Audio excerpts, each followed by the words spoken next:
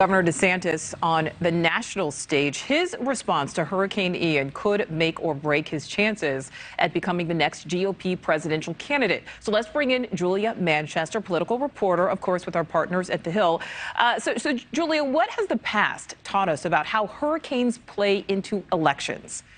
You know, it's interesting, Nicole, reflecting on this hurricane. I remember in 2005 when there were actually 3 hurricanes that came through Florida. I was a young girl at the time, but I remember it was, 2004. I remember it was during the presidential election between George W. Bush and John Kerry. Now, obviously, neither of those candidates were governors at the time. However, it definitely was an opportunity to really, for George W. Bush, to showcase the federal response to those hurricanes and really showcase his leadership. So for someone like Joe Biden, yes, teaming up with the government in Florida, the state government with Ron DeSantis, that show of bipartisanship, I'm curious to see how that translates to other Democrats running down the ballot. I would think it would do more for Joe Biden, but for Ron DeSantis, I think this is a huge moment, Nicole. I mean, just seeing him standing behind that presidential seal today. I mean, a lot of Republicans were talking about that on Twitter, saying, I wonder how former President Trump feels about this, saying, he looks very presidential. And I think,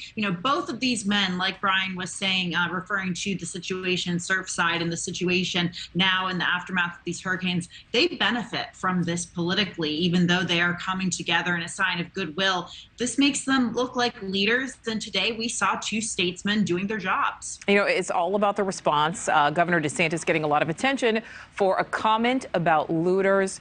Let's listen to it. We've had 4 looters that were arrested, I guess a couple days ago, and they need to be brought to justice, and we're not going to tolerate it. But 3 of the 4 are illegal aliens. And so these are people that are foreigners. They're illegally in our country. And not only that, they try to loot and ransack in the aftermath of a natural disaster. I mean, they should be prosecuted, but they need to be sent back to their home country. They should not be here at all. All right, so you hear him getting applause there. How is this being received by Floridians and then also by his opponents?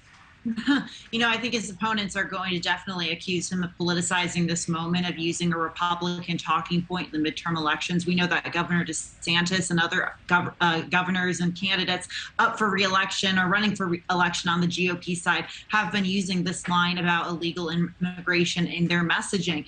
However, I think Governor Ron DeSantis and Republicans would say, look, this is why we need to crack down on illegal immigration. They will pick out these, little circumstances or these certain situations and use them as examples. But I think it just showcases, Nicole, how much this issue of immigration is playing in a midterm year in the political rhetoric, even as the governor of Florida is responding to a natural disaster. All right, Julia, the midterms about 4 weeks away at this point. Big picture, does the hurricane help or hurt Governor DeSantis?